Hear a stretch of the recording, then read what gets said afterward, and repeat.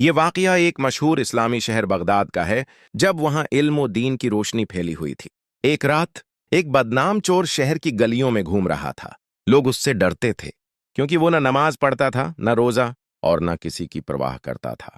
اس کا نام بشر تھا، اور لوگ اسے بشر چور کہہ کر پکارتے تھے۔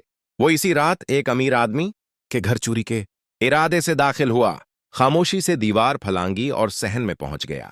اچانک اس کے کانوں میں ایک آواز پڑی۔ یہ فجر کی اذان کی آواز تھی۔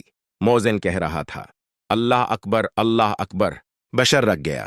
دل نے کہا، سن لو۔ دماغ نے کہا، چوری مکمل کرو۔ مگر پھر مؤذن کے الفاظ اس کے دل میں اترنے لگے۔ ہی علی الصلاح، ہی علی الفلاح۔ نماز کی طرف آؤ، کامیابی کی طرف آؤ۔ یہ الفاظ اس کے دل کو چیر گئے۔ بشر نے خود سے کہا، ساری زندگی چوری کی، مگر کامیابی کبھی نہیں ملی۔ اگر کامیابی نماز میں ہے تو میں کیا کر رہا ہوں؟ وہ وہیں بیٹھ گیا۔ ہاتھ کانپنے لگے، آنکھوں سے آنسو بہنے لگے۔ اس نے آسمان کی طرف دیکھا اور کہا، اے اللہ، میں ساری زندگی تیرا نافرمان رہا، مگر تو نے پھر بھی مجھے اذان سننے کا موقع دیا۔ کیا تو مجھے معاف کر دے گا؟ اسی لمحے اس نے فیصلہ کیا۔ آج کے بعد نہ چوری نہ گناہ۔ وہ گھر سے باہر نکلا، مگر اس کے قدم مسجد کی طرف تھے۔ فجر کی نماز کے بعد وہ سیدھا ایک بڑے عالمی دین کے پاس گیا اور کہا، میں بہت بڑا گنہگار ہوں، کیا میرے لیے بھی توبہ ہے؟ عالم نے مسکرا کر کہا، اگر توبہ سچی ہو تو اللہ سب سے بڑا معاف کرنے والا ہے۔ بشر نے سچی توبہ کی، دنیاوی عیش چھوڑ دیا، علم دین حاصل کیا اور عبادت میں مشغول ہو گیا۔ وقت گزرتا گیا۔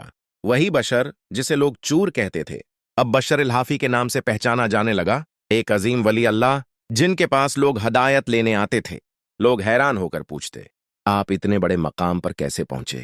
وہ مسکرا کر کہتے، ایک اذان نے میری زندگی بدل دی۔ سبق: اللہ جسے چاہے ایک لمحے میں بدل دیتا ہے۔ ہدایت کسی بھی وقت آ سکتی ہے۔ اذان صرف آواز نہیں، اللہ کی طرف دعوت ہے۔ ایک گناہ گار کی سچی توبہ، دل ہلا دینے والا واقعہ۔ وہ رات بہت بھاری تھی، کمرے میں اندھیرا تھا، مگر دل اس سے بھی زیادہ سیاہ۔ وہ نوجوان جس کا نام لوگ آزاد کہتے تھے، مگر حقیقت میں وہ اپنے نفس کا غلام بن چکا تھا۔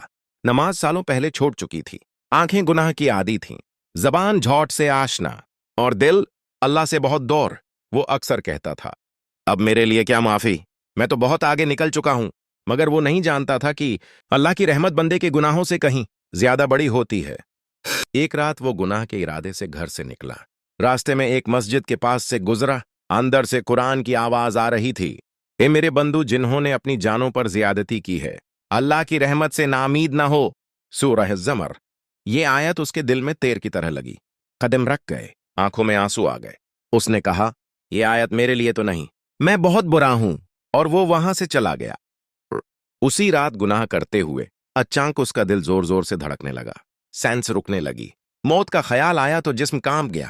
وہ بولا، یا اللہ، اگر ابھی موت آ گئی تو؟ اسی لمحے اسے اپنی ماں یاد آ گئی، وہ دعائیں جو وہ فجر کے بعد مانگا کرتی تھی، وہ آنسو جو اس نے اس کے لیے بہائے تھے۔ وہ وہیں زمین پر بیٹھ گیا، آنکھوں سے آنسو بہنے لگے، دل ٹوٹ چکا تھا۔ اس نے دونوں ہاتھ اٹھائے اور کہا، یا اللہ، میں مانتا ہوں میں گناہ گار ہوں، میں مانتا ہوں میں نافرمان ہوں، مگر تیرے سوا میرا کوئی نہیں۔ یا اللہ، اگر تو نے بھی مجھے ٹھکرا دیا تو میں کہاں جاؤں گا؟ مجھے معاف کر دے، میں دوبارہ اس راستے پر نہیں جاؤں گا۔ یہ توبہ زبان کی نہیں تھی، یہ توبہ دل کی گہرائی سے تھی۔ اگلی صبح وہ فجر کی نماز کے لیے مسجد میں تھا، آنکھوں کے نیچے سیاہ حلقے، چہرے پر ندامت، اور دل میں ایک عجیب سکون۔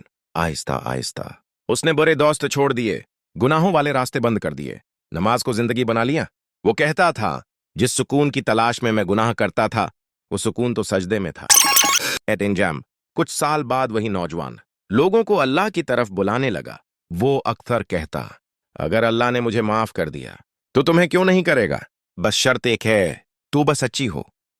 سبق: کوئی گناہ اللہ کی رحمت سے بڑا نہیں، سچی توبہ ماضی مٹا دیتی ہے۔ اللہ بندے کو معاف کرنے کے بہانے ڈھونڈتا ہے۔ اللہ کی رحمت سے کبھی نامید نہ ہونا۔